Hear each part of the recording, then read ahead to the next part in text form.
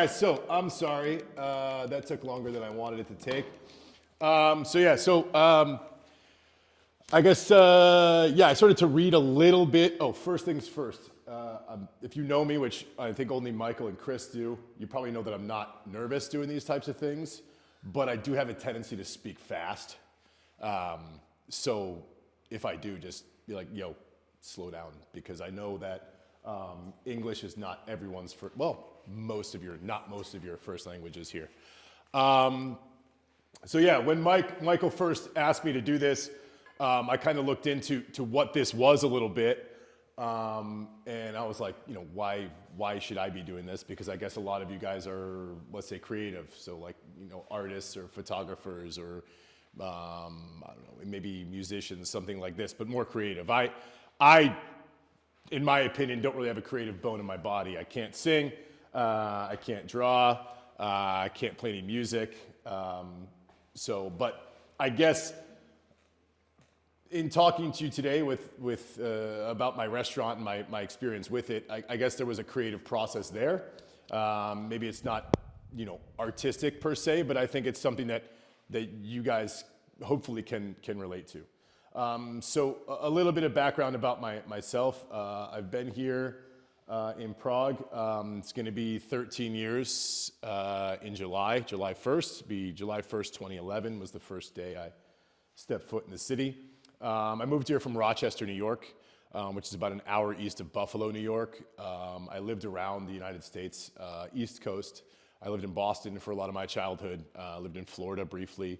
But I say I'm from Western New York because that's where I went to high school. And, as far as I'm concerned, as Americans, where you went to high school is where you're from. So when I came here, I kind of did the normal thing that all of us English-speaking expats do. I started teaching, bartending, things like this. From there, did a little bit too much bartending and gained some weight. So I joined a gym in 2013. From there, I ended up starting to work at the gym. It's a CrossFit gym called CrossFit Committed. That's where I met Michael. And I still work there part-time. I was actually there this morning from 6 to 8 teaching group classes, and I came straight here, right? And then I have to go straight to the zoo because you guys saw the picture of me holding my son. He turns 2 today. So I got to run and go take him for his zoo trip. So this is the name of my restaurant. And I'll tell you a little bit about how it came to be to begin with. I guess if I just click, it should go to the next one, right? No? All right, I guess not. Okay, yeah, did I skip a slide or is that it? Was that the first one? Okay, I'm sorry. Anyways, this is my restaurant, right? It's called Wings. That's the outside of it. That's what we serve, wings, all right? So when I was bartending, I met a lot of good friends. Well, I guess at the gym and teaching and bartending, I met a lot of good friends.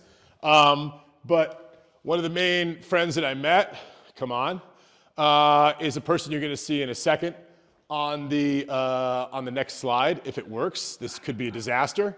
But anyways, I met my friend. His name is also Ryan. Okay, Ryan is a chef.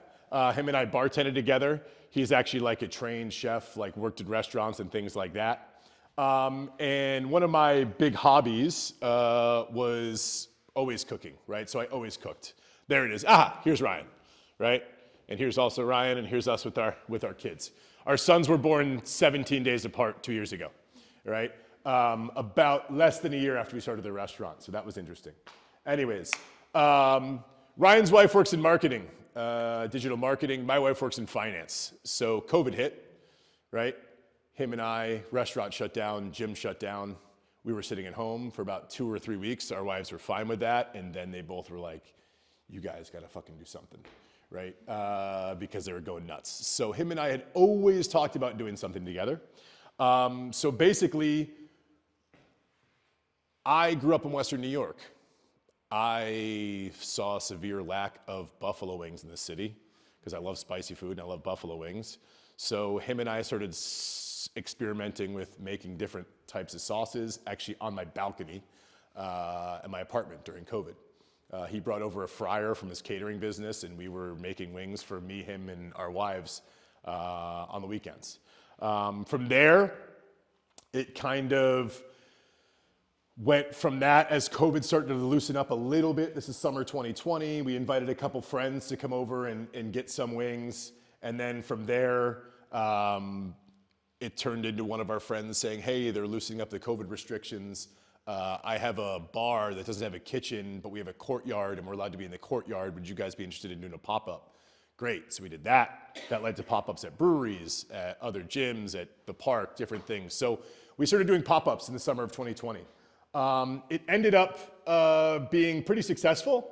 So from there, we started looking for a brick and mortar location, which you just saw the picture of. And you can see there on the right. It's over near Vyštivice in Prague 7.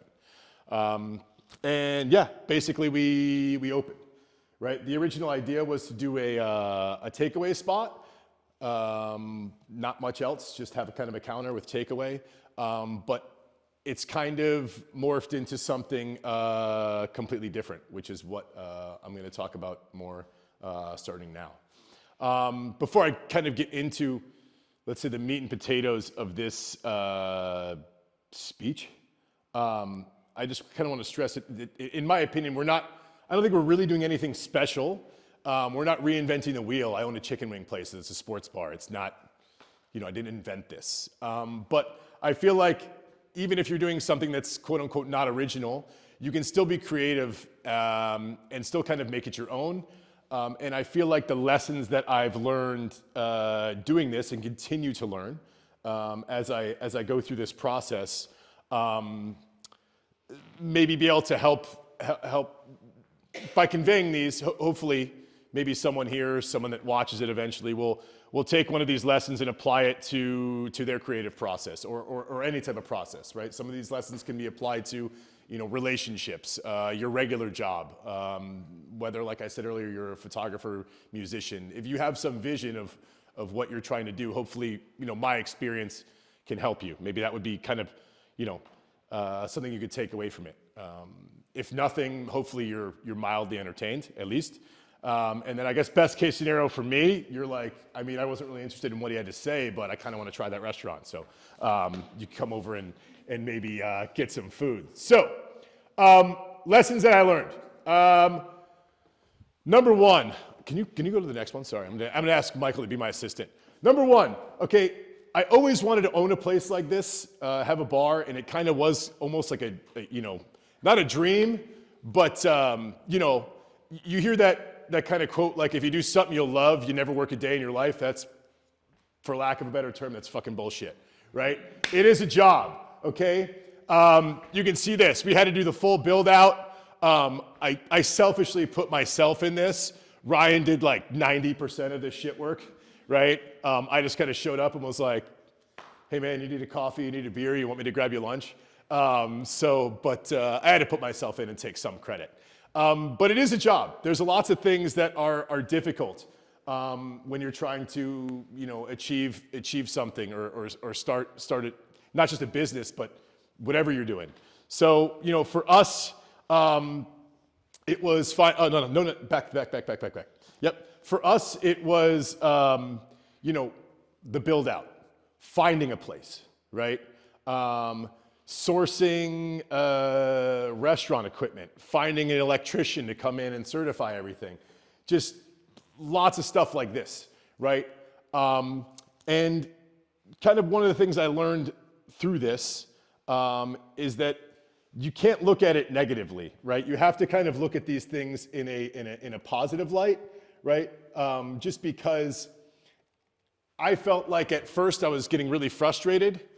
And if you look at it as something that's basically going to stop you from achieving what you're trying to achieve, then I think you're going to get stuck, right? So from my perspective, I looked at these things as challenges, and challenges that by overcoming them and finding ways to kind of fight through them is going to make you stronger, right? Is going to kind of make that, that final goal worth it. And if you kind of look at it like this, from my perspective at least, you can kind of learn to love these challenges. Maybe not love them, but enjoy the process of working through them, right? Whereas you don't wake up and go, oh, fuck, I got to do this again. It's like, all right, let's attack the day. Let's go, let's overcome this, right? Kind of, embracing the suck, so to speak. I've heard that quote somewhere. I don't know. I wasn't the first person to say that, but basically, yeah, embrace the suck. You have to learn to get comfortable being uncomfortable, I guess is a good way to put it. And in my experience, I told you this was, doing all the things like building my restaurant, finding equipment, spending money. But I don't know, you think about if it's a relationship, if it's a marriage or something like this, you could think about you're trying to build a relationship. It could be, fights that you have, right? Things like this. If you're a photographer, for example, sorry, just taking that. You show up at an event and, oh shit, this lens isn't working, right? Let's try to make it work somehow. So it's a challenge you kind of get through, but it sucks in the moment, but when you're finished, it kind of makes you a little bit stronger. So lesson number one is it's a job, right? And you have to expect to work hard if you're trying to achieve something, even if it's something that you love, right? We can go next slide, right? And we'll talk about, I'm going to come back to talking about this it's a job factor and embracing these difficult things later on. Lesson number two, whatever you're trying to achieve, if it's a business, hire these people. If it's your own personal thing, surround yourself with these people, but surround yourself and have supportive people, right? And going along with this, it's important to accept help. And I think more importantly, because a lot of us have a problem doing this, at least I do, ask for it, right? You'd be surprised how many people, if you're trying to do something, if you ask them to help you, if you explain to them, hey, I have this idea, I want to do this, right? Here's my plan, but I really need some help. You'd be really surprised how many of your friends and even people that are acquaintances are willing to, I probably should have, my partner's calling me right now. I probably should have asked for more help, right? At the beginning. Personally, I should have, but these people will help you, all right? And you got to understand you can't do it alone.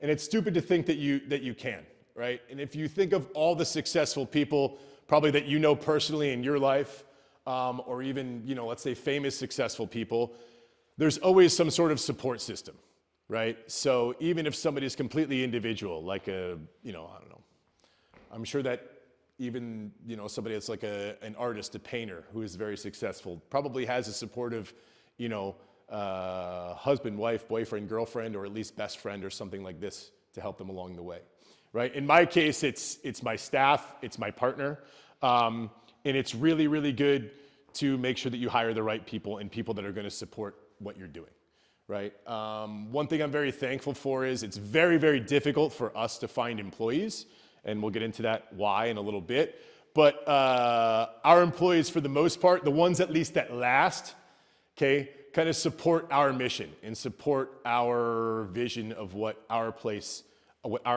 should be, right? So I guess lesson number two is to really make sure that you surround yourself with people who are going to support you. We can go to the next slide, right? So the next slide here, right? It's just, I guess, for entertainment, right? But lesson three. Okay, lesson three that I learned is whatever you're creating, it's important to make it your own, right? Like I said, I own a sports bar that serves buffalo wings. There's billions of those around the world, all right? But you have to make yours your own, right? And you also have to understand that your, in my case, business, but whatever you're putting out there, right? It's not just yours, it's a reflection of you. Right? So I've heard so many times from our customers about Ryan and I, me and my partner, that we don't own the bar, we are the bar. Okay? So basically, by knowing that, going back to the employee thing, you need to make sure that you're hiring and surrounding with people that you trust. Okay? Because whatever you're putting out is a reflection of you. At the beginning, I mentioned that our original vision was kind of a takeaway spot. So how has it become what it's become, and how is it a reflection of or of us, I should say? Sorry, bad choice of words. Reflection of us. The space we found, it's basically not just a takeaway counter. We have a little bar. You'll see some pictures of the inside in a second. And we opened for the first year. It was just him and I. We put a TV up on the wall. I grew up going to sports bars, right? Eating buffalo wings. My parents brought me every Friday night when we lived in Boston to the Cherry Tree, right? They would give me a sack of quarters. I would go play Golden Tee golf or the racing video game, and I would watch baseball and football and things like this, and I loved it, right, growing up. And I always kind of thought, this would be great to own one of these one day, right? But I never thought it would actually happen, okay? And then we kind of moved into this spot. So we put a TV up on the wall. I have a bunch of sports and music memorabilia at my house, and so does my friend, and our wives are like, you're not putting that shit up in here. So where is it? You can ask Chris, he's been there before. Our place is plastered, and you'll see pictures covered in stuff on the walls, right? So people started to come in, right? And people started to come into our restaurant, locals, and they started to talk, right? Both Czechs and expats. So we talk about sports. We talk about music, we talk about video games, we talk about movies, we talk about anything, right? Stuff that we're interested in, right? And basically one of the strengths I think both me and my partner have is that we're interested in a lot of stuff, and we're interesting. So anybody that walks in can have a conversation with us. And what sort of kind of naturally started to happen is that people came in, they had a conversation with us, and then the next weekend, I saw that same person, right? And then 2 weeks later, someone else came in, and they had a conversation with us. They enjoyed the food, they enjoyed the drinks, and then 2 weeks later, I saw that same person. So basically, what our place has become is kind of almost like a little community center, I call it, right? We play bingo on Sunday nights sometimes. We have a big group that comes in and watches the NFL. Chris and his friends come in almost every first Friday of every month, right? And come in and have beers and wings and kind of, shoot the shit with everybody around the bar. And it's basically become, like I said, a reflection of us in that my partner and I are both easygoing and outgoing, and that's what the bar is. We often joke, both customers and employees, that our place is probably the worst place in the city to bring somebody on like a first or second date if you're trying to get to know them, right? Because what'll happen is you'll walk in on a Friday night, right, or a Saturday night, or a Sunday night, whatever, on the weekends, if it's busy, and if you're trying to have a one-on-one conversation, it's not gonna happen. You're gonna get dragged into whatever everybody is talking about, right? Especially if I'm working, right, whether you like it or not. And I know some of you guys are probably Czechs, so I don't want you to take this the wrong way, but I'm extremely outgoing, if you didn't pick that up already. Okay, I think American culture is more outgoing, and here it's a little bit more conservative. But I will, talk to people right off the bat, customers that come in. Hey, how'd you find us? Do you like everything? Oh, cool, yeah, we're watching TV. Oh, what do you think of this? What do you think of that? Oh, you like this song? Things like this. So we kind of, draw people into the conversation. And it's not for everybody, but lots of people like it. Okay, and the people that it's not for, that's not my audience, so I don't care. But basically, going back to that thing I said earlier that people talk about is that we don't own the bar, we are the bar, right? So, and this is something else that I kind of learned on top of this is that it's really going through this process. I've learned to expect the unexpected because of what it's become.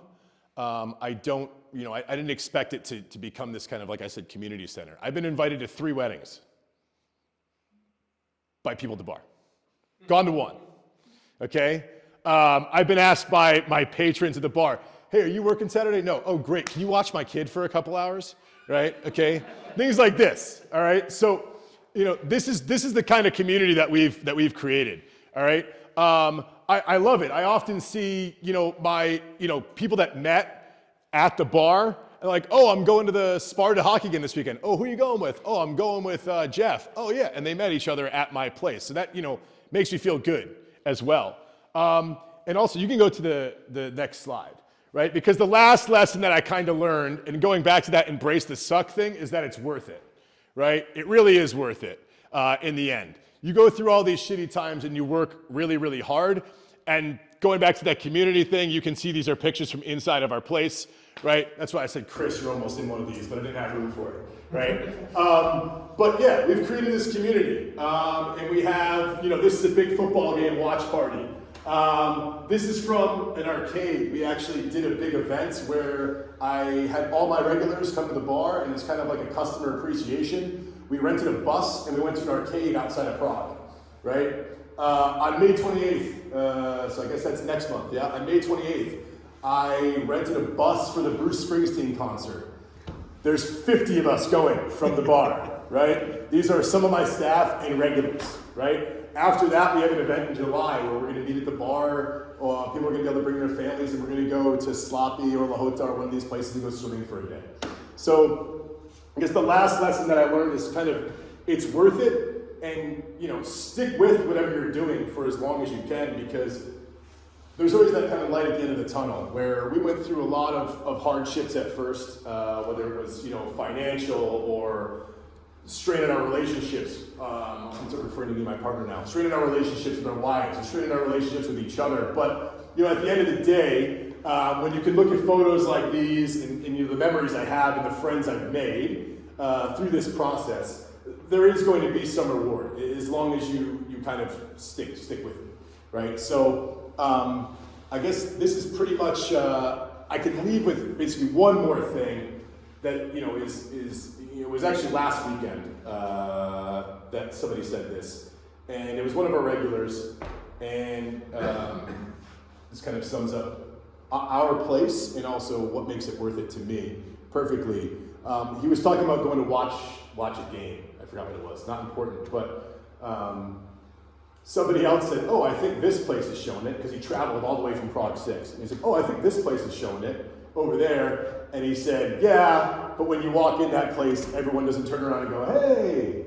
So that's, for me, it was kind of like, made me feel good. Like, he traveled all the way here just to come and, be part of this. So that's basically my story. So, I think that's it.